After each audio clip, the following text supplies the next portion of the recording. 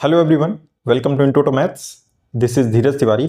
आज हम लोग जो 2025 4 अप्रैल शिफ्ट 2 का एक एनईटी टाइप प्रॉब्लम देखेंगे। क्वेश्चन जो है वो आपका प्रोबेबिलिटी का और बहुत ही अच्छा क्वेश्चन है, बेस थ्योरम पर बेस्ड। क्वेश्चन क्या कह रहा है? अ card from a pack of 52 cards is lost. 52 cards हैं आपके पास में, उसमें से एक कार्ड जो है आपका वो लॉस हो जाता है। ठीक है। फ्रॉम द रिमेनिंग 51 कार्ड्स, अब जो बचे हुए 51 कार्ड्स हैं, ठीक है, n cards are drawn and are found to be spades. इससे n कार्ड्स आपके निकाले जाते हैं, n कार्ड्स, और वो सारे के सारे कैसे हैं? स्पेड हैं, स्पेड्स। ठीक है। If the probability of the lost card to be a spade is 11/50, then n is equal to. वो ये कह रहा है कि अगर जो खोया हुआ कार्ड है वो स्पेड हो, उसकी प्रोबेबिलिटी 11/50 है। ठीक है, तब n की वैल्यू यहां पर आपको बतानी है। ठीक है, तो पहले क्वेश्चन को समझते हैं कि क्वेश्चन एक्चुअली कह क्या रहा है और इस पर बेस थ्योरम लगेगी कैसे। यहां पर एक कार्ड आपका लॉस हुआ है, वो हो रहा है आपका 52 वाले से। तो ये आपका स्पेड का हो भी सकता है और नहीं भी हो सकता। इस बात से आप अग्री करेंगे, नॉट स्पेड। बात सही है, वो स्पेड हो भी सकता है और नहीं भी हो सकता। अगर स्पेड है तो इन दोनों को मैं अलग अलग केसेस है तो इनको अलग अलग इवेंट मान लेते हैं। Let's say E1 and this is E2। ठीक है, अगर वो स्पेड है तो उसके होने की प्रोबेबिलिटी क्या है? Probability of E1।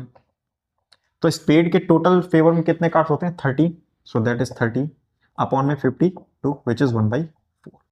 चलेगा। यहां से ऐसी प्रोबेबिलिटी ऑफ E2 जो कि स्पेड ना होने की प्रोबेबिलिटी वो निकाल लेते हैं। That is 1 - 1/4 which is 3/4। भाई होने की और ना होने की सम 1 होता है, तो वहां से अपना 3/4 आ गया। अब आते हैं यहां पर कि n कार्ड्स आपके निकाले गए हैं और वो कैसे हैं? स्पेड के हैं। इसको भी कुछ मान लेते हैं। Let's say this is event A मान लेते हैं इसको। ठीक है, एक इवेंट ए ये भी हुआ है जिसमें n कार्ड्स आपके स्पेड के विड्रॉ किए गए हैं। अब इसमें जो गिवन है वो क्या गिवन है? कह रहा है कि with the probability of the lost card to be a spade, जो खोया हुआ कार्ड है वो स्पेड हो, उसकी प्रोबेबिलिटी 11/50 दी गई है। तो यहां पर क्या है कि प्रोबेबिलिटी ऑफ जो खोया हुआ कार्ड है E1 स्पेड का होगा कब? जब n कार्ड्स आपके ड्रॉ कर लिए गए, यानी ये इवेंट आपका हो चुका है। यानी probability of E1 upon A वो आपको यहां पर दे रखा, दैट इज 11/50। अब यहां पर ये देखो, ये जो A है, अगर आपसे पूछा ये गया है तो ये A जो A है ये टोटल इवेंट की तरह काम करेगा। और ये जो आपके सेपरेट E1 और E2 हैं ये आपके दो अलग इवेंट हो गए। इस पर बेस्ड आपको यहां पर ये प्रोबेबिलिटी दे रखी है 11/50। तो करते क्या है, टोटल प्रोबेबिलिटी थ्योरम की मदद से पहले अपन प्रोबेबिलिटी ऑफ ए निकाल लेते हैं। वो कैसे निकालेंगे? Probability of A equal to, तो उसको क्या लिखते हैं? प्रोबेबिलिटी ऑफ E1 लिखते हैं into probability of A upon E1 plus probability of जितने सेपरेट इवेंट्स हैं आपके, probability of E2 into probability of A by E2।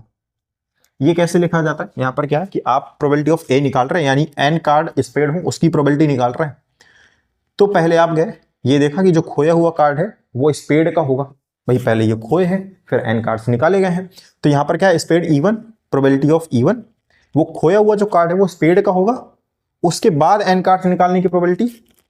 फिर दूसरा केस ये भी बनता है कि जो खोया हुआ कार्ड है वो स्पेड ना हो, तब n कार्ड्स निकालने की प्रोबेबिलिटी। बात समझ में?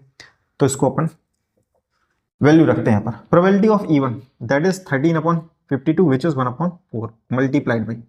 अब यहां पर देखिए, एक कार्ड जो आपका खो गया है वो स्पेड का है, तो आपके पास कितने बचे? 12। उसमें से कितने निकाले गए? n, यानी 12 सेलेक्ट किए गए डिवाइडेड बाई, एक कार्ड तो खो चुका ना आपका, तो आपके पास में बचे कितने? 51, और उसमें से आपको n सेलेक्ट करना है, तो फेवरेबल अपॉन टोटल प्लस ऐसी probability of E2 that is 3/4 multiply by probability of A. अब इन कार्ड्स निकाले गए कब? जब वो खोया हुआ कार्ड आपका स्पेड का नहीं है। तो आपके पास अभी कितने स्पेड के बचे? 13 ना, क्योंकि जो खोया है वो स्पेड का नहीं है, तो 13 आपके पास में सेफ है। तो 13 डिवाइडेड बाई 51 ये तो सेम रहने वाला है। ये आ गया प्रोबेबिलिटी ऑफ ए, आ गया यहां से। ठीक है, अब ये जो गिवन है इसको फॉर्मुलाइज करते हैं। तो इसके फॉर्मूले को अपन क्या लिखते हैं? प्रोबेबिलिटी ऑफ E1 अपॉन ए। तो बेस थ्योरम में करते क्या है कि जो यहां पर पूछा जाता है उसका सेगमेंट आप पिक करते हो, उसको न्यूमरेटर में रखते हो, नीचे आप टोटल प्रोबेबिलिटी थ्योरम रख देते हो। तो यहां से पूछा गया है E1 अपॉन ए, इसका सेगमेंट आप पिक कर लो, ये रहा probability of E1 into probability of A by E1, इसको आप यहाँ पर रखो, सो 1/4 मल्टीप्लाइड बाई 12 CN अपॉन में 51 CN डिवाइडेड बाई, ये टोटल कहानी आ जाएगी यहाँ से 1/4 और ये into 12 CN divided by 51 CN plus का 3/4 multiplied by 13 CN divided by 51 CN, और ये दे कितना रहा है यहाँ पर, दैट इज 11/50। चले कितना यहाँ से, अभी यहाँ से क्या करो, 4 से 4 फटाफट कैंसिल आउट करो, 51 CN ये भी फटाफट कैंसिल आउट हो गया यहाँ से, जो बचा उसको यहाँ पर लिखते हैं। तो यहाँ से बचेगा क्या आपका, देखिए ये 12 factorial divided by 12 minus n factorial into n factorial, और ये होल डिवाइडेड बाई, यहाँ से भी चीजें बचेंगी आपकी काफी, 12 factorial divided by 12 minus n factorial into n factorial plus 3 times 13 minus 13 factorial n factorial divided by n minus r, so which is 13 minus n factorial into n factorial. Clear रहता है यहाँ से, दैट इज 11/50। आगे की कहानी यहाँ पर देखते हैं।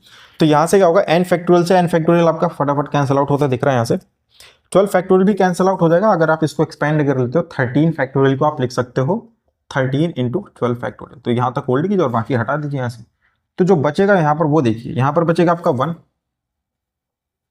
यहाँ पर बचेगा आपका 12 minus n factorial divided by यहाँ पर क्या बचेगा आपका, ये तो गायब हो गया, यहाँ पर बचा आपका 1/12 माइनस n फैक्टोरियल, ठीक है, प्लस का 3 इंटू 13 अपॉन में 13 माइनस n फैक्टोरियल।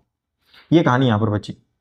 अब करो क्या, इस 13 माइनस n फैक्टोरियल को एक्सपेंड कर लो। 13 माइनस n फैक्टोरियल को अगर आप एक्सपेंड करते हो तो क्या लिख सकते हो, 13 माइनस n, एक सब्ट्रैक्ट करते हैं तो हो जाएगा 12 माइनस n फैक्टोरियल, यहीं तक लिखो और ये कैंसिल आउट हो जाएगा। तो यहाँ से मैं क्या करता हूँ, इंटू इसको लिख सकता हूँ 12 माइनस n फैक्टोरियल, ये सारा का सारा कैंसिल आउट हो गया, ठीक है। और इक्वल में यहाँ पर ध्यान रखिए क्या बच रहा है, 11/50। तो जो चीजें बची हैं उनको लिखते हैं यहाँ पर। सो होगा क्या यहाँ पर, कुछ छूट तो नहीं रहा यहाँ पर, ठीक है, सारी चीजें हैं। तो यहाँ पर अपन लिखते हैं, ये बचा 1 और यहाँ पर क्या बचेगा, आप एलसीएम ले लो, so that is 13 minus n और यहाँ से प्लस का 39 और ये भाई साहब ऊपर चले जाएंगे, that is 13 minus n equal to 11/50, ठीक है। मल्टीप्लाई करा लो यहाँ से, सो ये कितना हो जाएगा आपका 13 इंटू 50 650 और माइनस का 50n इक्वल में कितना बचेगा, यहाँ से 11 का मल्टीप्लाई करा लो तो 39 इंटू 13 दैट इज 52 और 11 2 ज़ा 22 557 572 और यहाँ से आपका आ जाएगा माइनस का 11n, ठीक है। इसको आप उठा करके इस साइड ले आओ, ये 650 है और ये 72 है, कितना बचेगा यहाँ से, दैट इज 28 और 50, तो 78 यहाँ पर बचेगा आपका इक्वल टू, उधर जाएगा सब्ट्रैक्ट हो जाएगा, that is 50 minus 11 that is 39, तो 39 2 ज़ा 78, तो n की वैल्यू कितनी आ गई, 2 आ गई। यही पूछा था कि जो n की वैल्यू वो यहाँ पर बता दो। बहुत ही अच्छा क्वेश्चन था, क्योंकि यहाँ पर आपको ये समझना था कि इसमें कैसे लगेगी बेस थ्योरम, ठीक है। दो अलग अलग केस बन रहे थे, इवेंट E1 और इवेंट E2, ठीक है। तो आई होप कि ये प्रॉब्लम आपको समझ में आया होगा। मिलते हैं नेक्स्ट लेक्चर में नेक्स्ट क्वेश्चन के साथ में, तब तक के लिए स्वस्थ रहिए, मस्त रहिए।